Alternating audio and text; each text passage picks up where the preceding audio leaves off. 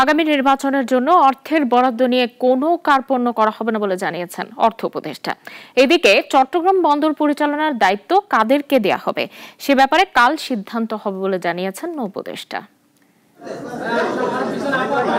দুপুরে সচিবালয়ে মন্ত্রিপরিষদ বিভাগের সম্মেলন কক্ষে অর্থ উপদেষ্টার সভাপতিত্বে অনুষ্ঠিত সরকারি ক্রয় সংক্রান্ত উপদেষ্টা পরিষদ কমিটির বৈঠক অনুষ্ঠিত হয়। আরো হয়তো দরকার হবে। বৈঠক শেষে কথা বলেন অর্থ উপদেষ্টা, জানান চলতি অর্থ বছরেই নির্বাচন অনুষ্ঠানের সম্ভাবনা থাকায় সরকার আগেই নির্বাচনী বাজেট ঠিক করেছে। নির্বাচনী বাজেট বরাদ্দের ক্ষেত্রে কার্পণ্য করা হবে না বলেও জানান উপদেষ্টা।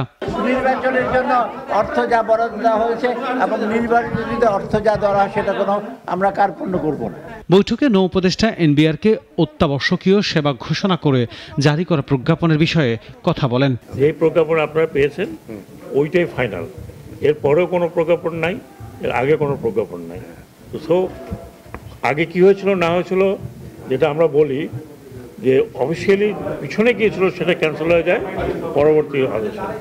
আমি ওটা জানি না ওনারা কি করছেন, যেভাবে ওনারা বলেছেন আমি প্রজ্ঞাপন জারি করার লোক। এনবিআরের আন্দোলনের কারণে বন্দরের স্থবিরতা প্রসঙ্গে উপদেষ্টা জানান সেবা কার্যক্রম পুরোপুরি বন্ধ ছিল না, তবে খুব বেশি ক্ষতি হয়নি বলেও জানান উপদেষ্টা। মিটিং বসবে এটা। আনোয়ার হোসেন, নাগরিক, ঢাকা।